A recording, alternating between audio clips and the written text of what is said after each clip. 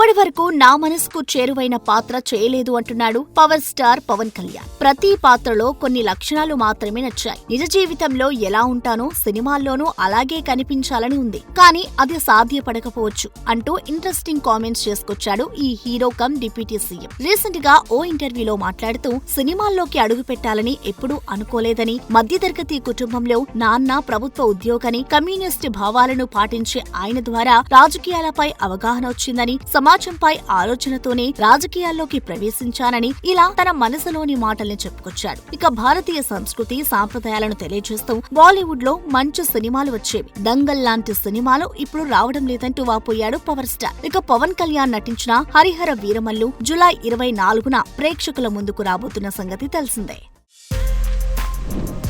For more videos like this, subscribe Big TV channel.